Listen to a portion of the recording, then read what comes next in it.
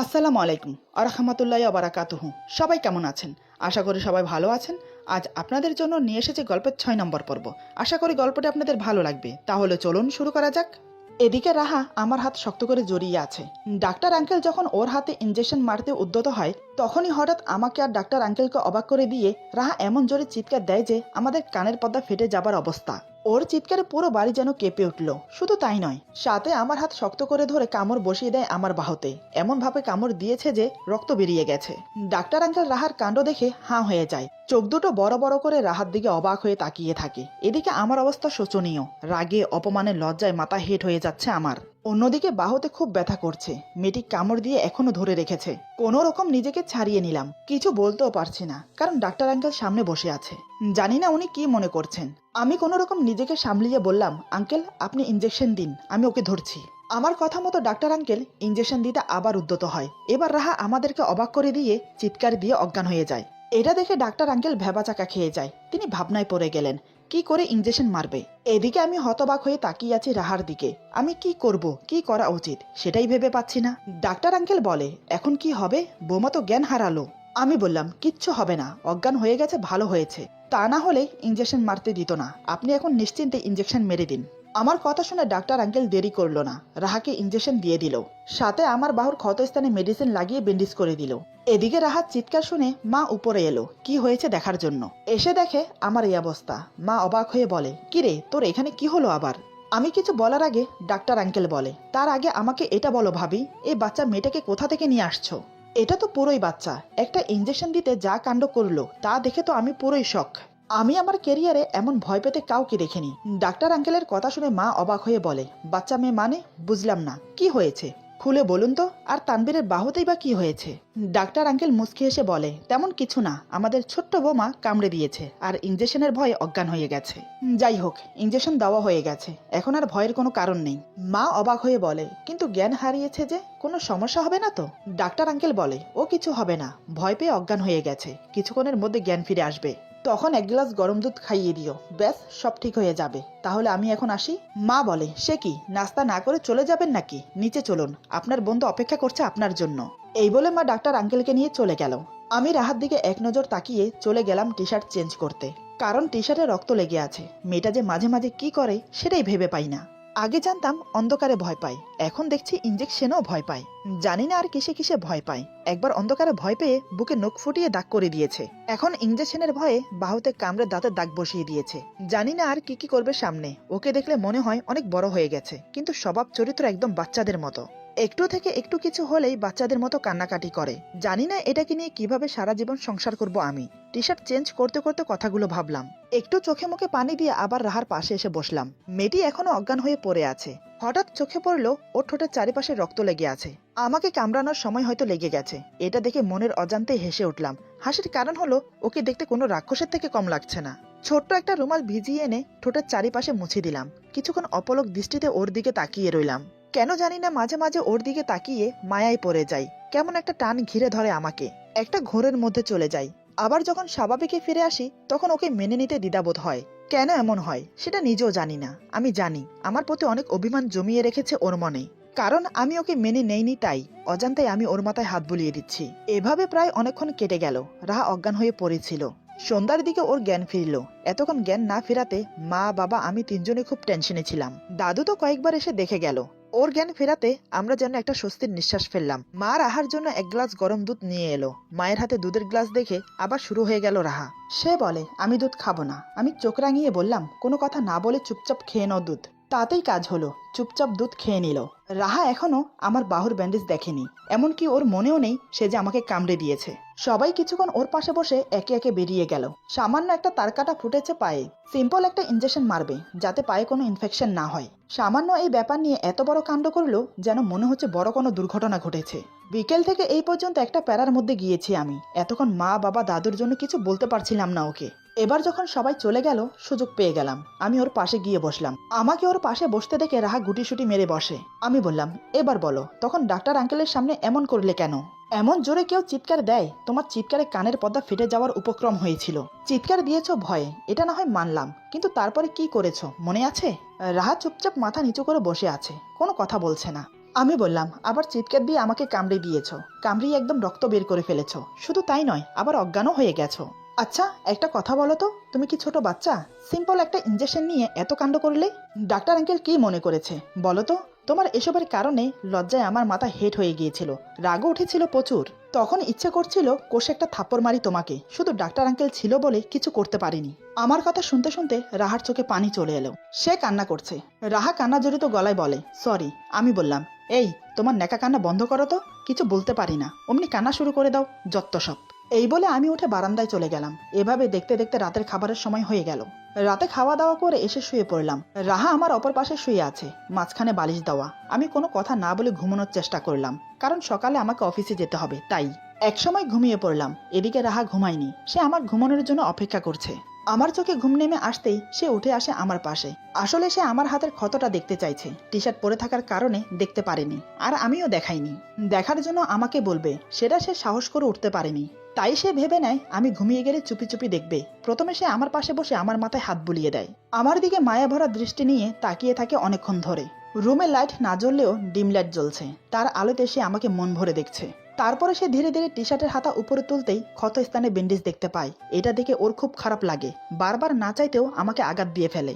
কেন যে এমন হয় সেটা সে নিজেও জানে না। ক্ষত স্থানে হাত বুলাতে বুলাতে রাহা কান্না করে দেয়। আমি তখন ঘুমে মগ্ন, তাই তার কান্নার শব্দ আমার কানে পৌঁছালেও আমি বুঝতে পারছি না।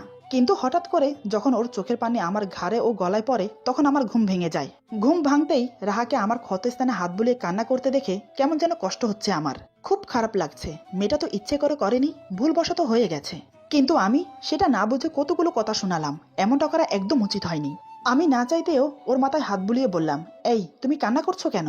আমার ঘুম ভেঙে গিয়েছে দেখে এবং আমাকে কথা বলতে দেখে রাহা আতকে উঠে সরে যায়। আসলে ও ভাবতে পারেনি আমি জেগে যাব। এবার আমি উঠে বসলাম, পাশে থাকা ল্যাম্পলাইট জ্বালিয়ে দিলাম। রাহা আমার ভয়ে চোখের পানি মুছে চুপচাপ বসে আছে। বুঝতে পারলাম সে ভয় পাচ্ছে, কিন্তু কেন? আমি তো ভয় পাওয়ার মতো কিছু করিনি বা বলিনি। তাহলে আমি বললাম, রাহা তুমি এত রাতে এখানে কি করছো, আর কান্না করছো কেন? কি হয়েছে? আমার কথা শুনে রাহা বলে, কই কিছু না তো। এই বলে উঠে যেতে চাইলে আমি ওর হাত ধরে আবার বসিয়ে দেই। রাহা চুপচাপ বসে পড়ে মাথা নিচু করে আছে। আমি বললাম, রাহা আমার দিকে তাকাও। রাহা আমার দিকে না তাকিয়ে চুপচাপ মাথা নিচু করে বসে আছে। আমি বললাম, কি হলো, আমার দিকে তাকাও। আমার কথা শুনে সে এবার অশ্রুভেজা নয়ন নিয়ে আমার দিকে তাকালো। আমি ওর চোখে চোখ রেখে বললাম, কি হয়েছে? এত রাতে তুমি এখানে বসে কান্না করছো কেন? আমার ব্যবহারে তুমি কষ্ট পেয়েছো তাই না? আসলে আমার উচিত হয়নি তোমাকে এমন করে কথাগুলো বলার। আমার খারাপ ব্যবহারের জন্য সরি। প্লিজ কান্না বন্ধ করো। আমার কথা শুনে কান্না বন্ধ করার বদলে আরো জোরে কান্না করে দিল। আমার বুকে মাথা ঠেকিয়ে আমার টি শার্ট খামচে ধরে কান্না করছে। এমনিতে ওর কান্না আমার সহ হয় না, তার উপর আমার বুকে মাথা রেখে কান্না করছে। এমনও তো অবস্থায় কি করে নিজেকে ধরে রাখি। আমি ওর মাথাটা বুকের সাথে শক্ত করে ধরে বললাম, এই রাহা, সরি বললাম তো, আমার ভুল হয়েছে, আমাকে ক্ষমা করে দাও। দেখো এভাবে কান্না করো না, তোমার কান্না দেখতে আমার ভালো লাগে না। রাহা আমার বুকে মাথা রেখেই কান্না করতে করতে বলে, আমাকে ক্ষমা করে দিন, আমি ইচ্ছে করে কিচ্ছু করিনি, ভুলবশত হয়ে গেছে। সরি, ক্ষমা করে দিন আমাকে। আমি চাই না আপনাকে আঘাত দিতে বা কোনো প্রকার কষ্ট দিতে, কিন্তু কেন জানি না বারবার এমনটা হয়ে যায়। না চাইতেও বারবার আমি আপনাকে আঘাত দিয়ে ফেলি। আমি আর কখনো এমন করব না, আমাকে ক্ষমা করে দিন। সরি। সরি বলতে বলতে উত্তেজিত হয়ে পড়ে রাহা। ওকে আবার উত্তেজিত হতে দেখে আমি ওর মাথায় হাত বুলিয়ে বললাম, রাহা রিল্যাক্স, শান্ত হয়ে যাও, কিছু হয়নি আর কিছু হবে না, আমি কিছু মনে করিনি। এভাবে বারবার সরি বলো না, তুমি শান্ত হও, দেখবে সব ঠিক হয়ে যাবে। ওকে বুকে রেখে মাথায় হাত বুলিয়ে সান্ত্বনা দিতে লাগলাম। প্রায় বেশ কিছুক্ষণ পর ওর কান্না বন্ধ হলো। সে এখন আমার বুকে মাথা রেখে টি শার্ট খামচে ধরে চোখ বন্ধ করে আছে। কান্না করার ফলে হেঁচকি আসছে। আরো বেশ কিছুক্ষণ এভাবে থাকার পর আমি বললাম, রাহা ঠিক আছে তো তুমি? রাহা নিজেকে স্বাভাবিক করে আমাকে ছেড়ে দিল। রাহা বলে, সরি, কিছু মনে করবেন না, অজান্তেই আপনাকে জড়িয়ে ধরে ফেলেছি। আর আমি ঠিক আছি, আমার জন্য আপনার ঘুম ভেঙে গেল, তার জন্য সরি, আপনি ঘুমিয়ে পড়ুন। আমি বললাম, কোনো সমস্যা না, রাত অনেক হয়েছে, তুমিও ঘুমিয়ে পড়ো। রাহা কোনো কথা না বলে চুপচাপ গিয়ে শুয়ে পড়লো। আমি কিছুক্ষণ ওর দিকে তাকিয়ে বসে রইলাম, তারপর শুয়ে পড়লাম। নানান কথা ভাবতে ভাবতে ঘুমিয়ে পড়লাম। সকালে আমার আগে রাহা ঘুম থেকে উঠে যায়। প্রতিদিনের মতো আমার জন্য চা নিয়ে এসে আমাকে ডাকে ঘুম থেকে ওঠার জন্য। রাহা বলে, এই যে শুনছেন, সকাল হয়ে গেছে, উঠুন। আমি চোখ খুলতেই রাহা বলে, আসসালামু আলাইকুম, শুভ সকাল, এই নিন আপনার চা, ঠান্ডা হয়ে যাচ্ছে। এই কথাগুলো এখন রাহার প্রতিদিনের রুটিন হয়ে গেছে আমাকে বলার। আমি ঘুম থেকে উঠে দেখি রাহা পরিপাটি হয়ে রেডি হয়ে বসে আছে। আমি বললাম, ওয়ালাইকুম সালাম, শুভ সকাল, কি ব্যাপার, তুমি রেডি হয়ে কোথায় যাচ্ছ? রাহা বলে, ও মা, আপনার মনে নেই, আজ থেকে তো আমার কলেজে যাওয়ার কথা। আমি বললাম, মনে আছে, কিন্তু এই অবস্থাতে কলেজে যাওয়ার কোনো দরকার নেই। পায়ের ক্ষত ভালো হোক, তারপরে যাও। রাহা বলে, এই সামান্য ক্ষতর জন্য কলেজে যাব না? এই কেমন কথা? আমি যেতে পারবো, কোনো সমস্যা হবে না। আমি বললাম, ক্ষত স্থানে ধুলোবালি লাগলে ইনফেকশন হয়ে যাবে, তাই বলছি যেতে হবে না। রাহা বলে, পায়ে তো ব্যান্ডেজ করা, তাই ধুলোবালি লাগার কোনো সম্ভাবনা নেই। আমি বললাম, তুমি বেশি কথা বলো, আমি বলছি তুমি কলেজে যাবে না তো ব্যাস, যাবে না। রাহা বলে, কোথায়, ভাবলাম অনেকদিন পর কলেজে যাব, কলেজের বান্ধবীদের সাথে দেখা হবে, সবাই মিলে গল্প করব, আড্ডা দেব, খুব সুন্দর করে সময়টা কাটবে, কিন্তু এখন কি হলো, সবকিছু উল্টো হয়ে গেল। আমি বললাম, চিন্তা করছো কেন? 2-4 দিন একটু রেস্ট নিলে কি হয়? সময় না কাটলে বই পড়ো, আমার এখানে অনেক বই আছে, যেটা ভালো লাগে পড়তে পারো, সময়ও কাটবে, অনেক কিছু শিখতেও পারবে, যেটা শেখা তোমার খুব প্রয়োজন। আমার কথা শুনে রাহা বিড়বিড় করে বলে, শিখতে শিখতে এত বড় হয়েছি, এখনো নাকি আমার শেখার বাকি আছে? আমি কি ছোট বাচ্চা নাকি যে এখনো আমাকে শিখতে হবে? রাহা কথাগুলো একটু জোরেই বলে, যেটা আমি স্পষ্ট শুনতে পাই। আমি বললাম, মানুষ বড় হয়ে গেলেও অনেক কিছু শেখার থাকে, একটা কথা মনে রাখবে, মানুষের শেখার কোনো অন্ত নেই। এই বলে ফ্রেশ হতে চলে গেলাম। আমার কথা শুনে রাহা অবাক হয়ে আমার চলে যাওয়ার দিকে তাকিয়ে আছে। আমি কি বলে গেলাম সেটা ওর মাথার উপর দিয়ে গেল, কিছুই বুঝতে পারছে না। রাহা মাথা চুলকিয়ে বলে, কি বলে গেল? কোনো কিছুই তো বুঝতে পারলাম না। রাহার ভাবনা শেষ না হতেই আমি ফ্রেশ হয়ে বেরিয়ে এলাম। রাহাকে অমন ভাবে দাঁড়িয়ে থাকতে দেখে আমি বললাম, কি ব্যাপার, তুমি এখনো এভাবে দাঁড়িয়ে আছো কেন? দাঁড়িয়ে দাঁড়িয়ে আনমনা হয়ে কি এমন ভাবছো? তার চেয়ে বরং বসে বসে ভাবো, যদি তোমার মাথাটা খোলে। আমার কথা শুনে রাহা রাগিত দৃষ্টি নিয়ে আমার দিকে তাকালো। সে কটমট রাগ দেখিয়ে আমাকে বলে, আচ্ছা আপনি এমন কেন? আপনি আমাকে স্ত্রীর অধিকার দেন না, অথচ আমার সব ব্যাপারে অধিকার খাটান। যেটা আমি করতে চাই না সেটা আমাকে করতে বাধ্য করেন আপনি। কলেজে যেতে চাইলাম, সেটা তো আপনি বাধা দিলেন। আমাকে পছন্দ করেন না, আমাকে স্ত্রী হিসেবে মানেন না, আমার সাথে ভালো করে কথা বলেন না, তাহলে আমার উপর কিসের অধিকার খাটান? কিসের ভিত্তিতে আমি আপনার কথা মেনে চলবো বলুন তো? আমি বললাম, তুমি আমার কথা মেনে চলতে বাধ্য, কারণ আমি তোমার স্বামী। আমি তোমাকে স্ত্রীর অধিকার না দিলেও তুমি কিন্তু আমাকে স্বামীর অধিকার দিয়েছ, সেই অধিকারে আমি তোমার সব ব্যাপারে নাক গলাই। আমি তোমাকে স্ত্রীর অধিকার না দিলেও তোমার ভালো মন্দ দেখার এবং তোমাকে আগলে রাখার সম্পূর্ণ দায়িত্ব আমার। আচ্ছা তুমি আমাকে একটা কথা বলো তো, স্বামী স্ত্রীর সম্পর্ক কি শুধু শারীরিক সম্পর্কতেই কি বজায় থাকে? শারীরিক সম্পর্ক করলেই কি তারা স্বামী স্ত্রী? আমার কথা শুনে রাহা লজ্জায় মাথা নিচু করে নিল। মাথা নিচু রেখে রাহা বলে, আপনি কি কথার মাঝে কি কথা টেনে আনছেন? আমি কি একবারও সেই কথা বলেছি? আমি বললাম, তোমার আমার মাঝে সেটা ছাড়া তো আর সবকিছু স্বাভাবিক। তুমি আমার টেক কেয়ার করছো, আমি তোমার টেক কেয়ার করছি, তোমার ভালো মন্দ সবকিছুর খেয়াল রাখছি। রাতে একই বিছানায় দুজন ঘুমোচ্ছি, শুধু আমাদের মাঝে থেকে গেল শারীরিক সম্পর্কটা, যেটা এখনো আমাদের মাঝে হয়নি। রাহা বলে, কি আবল তাবল কথা বলছেন? স্বামী স্ত্রীর মাঝে শারীরিক সম্পর্ক ছাড়াও আরো অনেক কিছু থাকে, যেটা আমাদের দুজনের মাঝে নেই। স্বামী তার স্ত্রীর দেখভালের দায়িত্ব, ভরণ পোষণের দায়িত্ব পালন করলে দায়িত্ব শেষ হয়ে যায় না।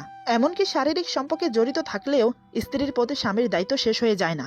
স্বামী স্ত্রীর মাঝে একটা মধুর সম্পর্ক থাকা খুবই জরুরি। স্বামী স্ত্রী একে অপরকে ভালোবাসবে, তাদের মাঝে একটা গভীর বন্ধুত্ব থাকবে। স্বামী তার স্ত্রীর সাথে রোমান্টিক সময় কাটাবে, একে অপরকে চোখে হারাবে। স্বামী তার স্ত্রীকে মন খুলে ভালোবাসবে। এমন হওয়া উচিত স্বামী স্ত্রীর সম্পর্ক, কিন্তু আমাদের মাঝে তেমন কোনো সম্পর্কই নেই। আমি বললাম, এমনটা হওয়ার কারণ তুমি নিশ্চয়ই জানো। তোমার আমার কথা শেষ হতে দিল না, তার আগে রাহা বলে, ব্যাস ব্যাস, আমাকে আর স্মরণ করিয়ে দিতে হবে না। কেন যে বারবার ভুলে যাই, কেন যে বারবার ছুটে আসি নিজের অধিকার পাওয়ার জন্য, আমি জানি না। আমার মনে রাখা উচিত যে আপনি আমাকে পছন্দ করেন না। সরি, আজ থেকে চেষ্টা করব নিজের সীমায় থাকার। খুব কষ্টের সাথে কথাগুলো বলে রাহা। কথাগুলো বলতে বলতে ওর চোখে জল চলে এলো। সে চোখের পানি মুছতে মুছতে চলে যেতে উদ্যত হলো। আজ কেন জানি ওর কথাগুলো আর ওর চোখের পানি দেখে আমার কলিজায় আঘাত করলো। এক মুহূর্তের জন্য মনে হলো আমি অন্যায় করছি ওর সাথে। আমি সাথে সাথে পেছন থেকে ওর হাত টেনে ধরলাম। রাহা বলে, হাত ছাড়ুন, আমাকে নিচে যেতে হবে। আমি ওর হাত ছাড়ার বদলে ওকে আমার দিকে ঘুরিয়ে দাঁড় করালাম। রাহা নিচের দিকে তাকিয়ে কান্না করছে। আমি ওর চোখের পানি মুছে দিয়ে বললাম, কথায় কথা ছোট বাচ্চার মতো কান্না করো কেন তুমি? এভাবে ভেঙে পড়ো না, সময় হলেই সব ঠিক হয়ে যাবে। রাহা এবার নয়ন ভরা জল নিয়ে আমার দিকে তাকালো। রাহা বলে, বললেই তো সব ঠিক হয়ে যায় না। জানি হয়তো আমি কোনোদিনও আপনার পছন্দের হতে পারবো না, চাইলেও আমি নিজেকে ফর্সা সুন্দরী রমণী হিসেবে গড়তে পারবো না। আপনার যেমন পছন্দ তেমন কোনোদিনও হতে পারবো না। হয়তো গায়ের রং পাল্টাতে পারবো না, তবে আপনার ভালোবাসা পেতে আপনার মনের মতো হওয়ার চেষ্টা করব। যদি আমি আপনার মনের মতো হতে পারি, তাহলে কি আপনি আমাকে ভালোবাসবেন? আমি অপলক দৃষ্টিতে ওর চোখের দিকে তাকিয়ে কথাগুলো শুনছি। কেমন একটা অদ্ভুত মায়া খেলা করছে ওর চোখে মুখে। কান্না করার ফলে চোখের কাজল লেপটে গেছে, তাতেই অদ্ভুত একটা সৌন্দর্য ফুটে উঠেছে ওর মাঝে। না চাইতেও বারবার আমার চোখ ওর দিকে আটকে যাচ্ছে। এমন অদ্ভুত আকর্ষণীয় মায়া ভরা মুখ নিয়ে আমার সামনে দাঁড়িয়েছে যে আমি ওকে দেখতে দেখতে অন্য জগতে হারিয়ে যাচ্ছি। ওর কথাগুলো আজ গোলাপের কাঁটার মতো বিঁধছে আমার হৃদয়ে। কেমন একটা কষ্ট হচ্ছে ওর জন্য আমার। মেয়েটি তো আমার কাছে কিচ্ছু চায় না, শুধু চায় আমি ওকে আপন করে নেই। আমি যেন ওকে মন প্রাণ উজাড় করে ভালোবাসি। কথাগুলো ভেবে আমি ওর চোখে চোখ রেখে বললাম, ধৈর্যের ফল মিঠা হয়, আর চেষ্টা করলেও উপায় হয়। চেষ্টা করো, নিশ্চয়ই তুমি সফল হবে। আর আমি তো আছি তোমার পাশে। এখন চলো নিচে নাস্তা করবে। রাহা বলে, এটা কিন্তু আমার প্রশ্নের উত্তর না। আমি বললাম তো চেষ্টা করো, নিশ্চয়ই তুমি সফল হবে। এখন চলো নিচে, আমার অফিসে লেট হচ্ছে। এই বলে রাহাকে নিয়ে নিচে চলে এলাম। তারপর সবার সাথে বসে একসাথে নাস্তা করলাম। আমার কথাগুলো শোনার পর থেকে রাহা চিন্তায় পড়ে গেল। সে ভাবছে কি করে আমার মন জয় করবে, কি করলে সে আমার মনের মতো হয়ে উঠতে পারবে। রাহা মনে মনে বলে, যে করেই হোক আমাকে ওনার মনের মতো হয়ে উঠতেই হবে। এমনভাবে নিজেকে তৈরি করব যেন উনি নিজে থেকেই আমাকে ভালোবাসার কথা বলে। আমিও দেখি সে আমাকে কিভাবে ভালো না বেসে পারে। এসব ভেবে নাস্তা করে উঠে গেল নিজের রুমে গিয়ে আমার কথা মতো অনেক খুঁজে একটা হাদিসের বই বের করলো। হাদিসের বই বের করে ঘুরিয়ে ফিরিয়ে দেখতে লাগলো। বইটি ছিল তাহাজ্জুদ নামাজ নিয়ে লেখা। তাহাজ্জুদ নামাজের নিয়ম, তাহাজ্জুদ নামাজ পড়লে কি কি উপকারিতা হয় এবং কি কি ফজিলত সে বিষয়ে লেখা আছে। বইটা দেখে রাহার কৌতূহল হলো জানার। আসলে সে তাহাজ্জুদ নামাজের কথা শুনেছে, কিন্তু তার ফজিলতের কথা, কিভাবে পড়তে হয়, পড়লে কি কি ফজিলত আছে সেই ব্যাপারে কিছুই জানে না। তাই সে খাটে হেলান দিয়ে আরাম করে বসে বইটা মনোযোগ দিয়ে পড়তে লাগলো। প্রথম বইটা পড়তে অমনোযোগী হলেও পরে পরে মনোযোগ ও আগ্রহ বেড়ে গেল। একসময় বইটা পড়ে শেষ করে মনে মনে খুশি হতে লাগলো। একদিকে আবার ভাবনায় পড়ে গেল, কারণ তাহাজ্জুদ নামাজ রাত 12টার পর থেকে শুরু হয়। 2-2:30টার দিকে তাহাজ্জুদ নামাজ পড়লে সবচেয়ে বেশি ভালো, কারণ তখন মধ্যরাত। তাহাজ্জুদ নামাজ মধ্যরাতে পড়লেই সবচেয়ে উত্তম। রাহা মনে মনে বলে, এখন কি হবে? আমি তো খুব ঘুমকাতরে, রাত 2-2:30 বাজে উঠবো কি করে? কিন্তু আমাকে যে নামাজটা পড়তেই হবে। এই নামাজ নিয়মিত পড়লে আল্লাহ তাআলা বান্দার মনের বাসনা পূরণ করে। সে মনে মনে ডিসাইড করে নিল, আজ থেকে সে তাহাজ্জুদ নামাজ পড়বে। তার জন্য যদি তাকে রাত জাগতে হয় তাহলেও সে জাগবে। এইভাবে বই পড়ে মায়ের সাথে গল্প করে সারাদিন কাটালো। আমি অফিস থেকে ফিরলাম সন্ধ্যার দিকে। তখন রাহা মায়ের পাশে বসেছিল। আমাকে দেখার সাথে সাথে রুমে চলে গেল। এটা দেখে মা আমার দিকে তাকিয়ে মুচকি হাসে। জানি না মা কি মনে করে হাসছে, কিন্তু মায়ের মুখে হাসি দেখে আমার কেমন জানি লজ্জা লাগছিল। রাহা হঠাৎ আমাকে দেখে উপরে চলে গেল কেন, সেটাই বুঝতে পারছি না। আমি মাকে সালাম দিয়ে কিছু না বলে চুপচাপ উপরে চলে গেলাম। রুমে এসে দেখি রাহা খাটে বসে আছে। আমাকে রুমে প্রবেশ করতে দেখে দাঁড়িয়ে আমাকে সালাম দিল। আমি সালামের উত্তর দিতে দিতে হাতের ঘড়ি খুলতে লাগলাম। আমি বললাম, কি ব্যাপার, তুমি হঠাৎ আমাকে দেখে এভাবে উপরে চলে এলে কেন? রাহা বলে, কই কিছু না তো, এমনি চলে এসেছি। আমি আর কিছু জিজ্ঞেস না করে ওয়াশরুমে চলে গেলাম ফ্রেশ হতে। কিছুক্ষণ পর ফ্রেশ হয়ে বেরিয়ে দেখি রাহা ঠিক আগের জায়গায় বসে আছে। আবার আমাকে দেখার সাথে সাথে উঠে দাঁড়ালো। ব্যাপার কি, আজ হঠাৎ এমন করছে কেন? আমাকে দেখার সাথে সাথে বসার থেকে উঠে দাঁড়াচ্ছে, ওর আবার কি হলো? হঠাৎ রাহা বলে, কফি খাবেন? কফির কথা শুনে আমি ভ্রু কুঁচকে ওর দিকে তাকালাম। কফি খাবো কিনা সেটা জিজ্ঞেস করার জন্য এমন করছে, নাকি মনে মনে অন্য কোনো অভিসন্ধি আছে? আমাকে অমন করে তাকিয়ে থাকতে দেখে রাহা বলে, কি হলো, আপনার জন্য কফি বানিয়ে নিয়ে আসবো? আমি বললাম, হ্যাঁ নিয়ে আসো। আমার কথা শুনে সে সোজা চলে গেল কফি আনতে। আজ ওর ব্যবহারে অন্যরকম কিছু ফিল করছি। ওকে দেখে মনে হচ্ছে আমার প্রতি ওর কোনো অভিমানই নেই। কেমন যেন একটা নিজেকে পরিবর্তন করে ফেলেছে। বুঝতে পারছি না কি থেকে কি হচ্ছে। আমি ভাবনায় ডুবে রইলাম রাহাকে নিয়ে। বেশ কিছুক্ষণ পর রাহা এলো 2 কাপ কফি নিয়ে। এসে দেখে আমি বারান্দায় দাঁড়িয়ে বাইরের দিকে তাকিয়ে আছি। রাহা কফি নিয়ে বারান্দায় চলে এলো। আমাকে 1 কাপ দিয়ে অন্য কাপ নিয়ে আমার পাশে দাঁড়ালো। রাহা কফি খেতে খেতে মনে মনে ভাবছে, তাহাজ্জুদ নামাজের কথা ওনাকে বলবো? আবার কি মনে হতেই মনে মনে বলে, না থাক, বললে আবার কি না কি মনে করে। আমি বললাম, কি ব্যাপার, কি এত ভাবছো, কিছু কি বলবে? রাহা বলে, না। আমিও আর কিছু না বলে চুপচাপ কফি খেতে লাগলাম। রাহা আমার পাশে দাঁড়িয়ে দাঁড়িয়ে কফি খাচ্ছে, কিন্তু কিছু বলছে না। একসময় এভাবে রাত হয়ে গেল। রাতের খাবার খেয়ে রুমে এলাম। আমি রুমে এসেছি অনেকক্ষণ হয়ে গেল, কিন্তু রাহা এখনো আসেনি। এতক্ষণ ধরে কি করছে মেয়েটা? নাকি মা বাবার সাথে বসে বসে গল্প করছে, কে জানে। কিন্তু আমার ঘুম পাচ্ছে, তাই আমি আমার মতো করে শুয়ে পড়লাম। একসময় ঘুমিয়ে পড়ি। রাহা কখন রুমে এসেছে বলতে পারি না। আসলে সে আমি ঘুমানোর জন্যই অপেক্ষা করছিল। সে মনে মনে ভেবে নিয়েছে আজ তাহাজ্জুদ নামাজ পড়বে। ঘুমিয়ে গেলে মাঝরাতে কখনোই উঠতে পারবে না, তাই জেগে থাকবে, এই ভেবে রুমে এসেছে দেরি করে। রুমে এসে যখন দেখলো আমি ঘুমিয়ে পড়েছি, তখন সে হাঁপ ছেড়ে বাঁচলো। ঘড়ির দিকে তাকিয়ে দেখলো এখনো অনেক সময়, একা একা বসে সময় কাটবে না, তাই সে একটা বই নিয়ে বসলো। প্রায় আধা ঘন্টা পর্যন্ত বইটা পড়লো, কিন্তু এখন আর পারছে না, কারণ ওর খুব ঘুম পাচ্ছে। তাই সে বইটা বন্ধ করে চোখে মুখে পানি দিয়ে পায়চারি করতে লাগলো। কিছুক্ষণ বই পড়ে কিছুক্ষণ পায়চারি করে সময় কাটালো। এখন রাত 2টো বাজে। এখনই মুখ্যম সময় নামাজটা পড়ার। কাপড় চেঞ্জ করে নামাজের উজু করে এসে জায়নামাজে দাঁড়ালো। খুবই মনোযোগ দিয়ে নামাজ পড়তে শুরু করলো, কিন্তু বেশিক্ষণ টিকতে পারলো না। 2 রাকাত নামাজ পড়ে যখন আত্তাহিয়াতু পড়তে লাগলো, ঠিক তখনই চোখে অবিরাম ঘুম নেমে এলো। ঘুমের জন্য চোখ মেলতেই পারছে না। চোখ বন্ধ করে আত্তাহিয়াতু পড়তে পড়তে হঠাৎ মাথা ঠুকে গেল টি টেবিলের সাথে। তাতেই হলো বিপত্তি। টি টেবিলের সাথে ধাক্কা খাওয়াতে টি টেবিলের উপর থাকা পানি গ্লাসটা পড়ে গেল। সেই শব্দে আমার ঘুম ভেঙে গেল। আমি চট করে উঠে বসলাম কি হয়েছে দেখার জন্য। দেখে রাহা জায়নামাজে বসে ঝিমাচ্ছে। এটা দেখে বেশ অবাক হলাম। মনে জেগে উঠলো নানান প্রশ্ন, কিন্তু এখন কিছু জিজ্ঞেস করা ঠিক হবে না, তাই আমি উঠে গিয়ে ওকে ধরে বিছানায় শুইয়ে দিতে গেলেই সে আমাকে জড়িয়ে ধরে ফেলে। আমিও টাল সামালতে না পারে ওকে নিয়ে বিছানায় শুয়ে পড়ি। রাহা তৎক্ষণাৎ আমার বুকে মুখ গুজে এক হাতে আমার টি শার্ট খামছে ধরে অন্য হাতে আমাকে জড়িয়ে ধরে। আমি আর পারলাম না নিজেকে ধরে রাখতে। এত কাছে ওকে পেয়ে মনকে আর বেঁধে রাখতে পারলাম না। আমি ওকে শক্ত করে জড়িয়ে ধরি বুকের সাথে, মাথায় হাত বুলিয়ে কপালে আলতো করে একটা চুমো এঁকে দিলাম। বন্ধ চোখের পাতায় চুমো খেলাম, ওর নাকে নাক ঘেঁষে দু গালে চুমো খেলাম। অদ্ভুত একটা শিহরণ খেলে গেল পুরো শরীর জুড়ে। ওর গোলাপি ঠোঁটে নিজের ঠোঁট মিশিয়ে দিতেই নিমেষে শরীরের রন্ধ্রে রন্ধ্রে অনুভূতি ছেয়ে গেল আমার। আমি ওর ঠোঁট আবদ্ধ করলাম আমার দু ঠোঁটের মাঝে। আজ আর ওকে নিজে থেকে আলাদা করলাম না, এভাবেই ঘুমিয়ে পড়ি ওকে নিয়ে। পরে কি হয়েছে তা আর বলতে পারবো না। রাহা কি সারা রাত আমার বুকে ছিল নাকি আলাদা হয়ে গেছে তা আমি জানি না। সকালে আমার আগে রাহার ঘুম ভাঙে। শরীরের আড়মোড়া ভেঙে চোখ খুলে সামনের দৃশ্য দেখে রাহার হোঁশ উড়ে যায়। হঠাৎ সে আমার সাথে যা করলো তাতে আমি জ্ঞান শূন্য হয়ে পড়ি। চোখের ঘুম নিমেষে উধাও হয়ে যায়। বুঝতে পারছি না কি হয়েছে, কেন এমন করছে, আর আমিই বা কি করলাম। এরপর যা হলো। আজকের গল্প এখানে সমাপ্ত। গল্পের বাকি অংশ পেয়ে যাবেন আগামী পর্বে। আশা করি গল্পটা আপনাদের ভালো লাগবে। তাহলে বন্ধুদের সাথে বেশি বেশি করে শেয়ার করুন। সবাই ভালো থাকুন। আল্লাহ হাফেজ।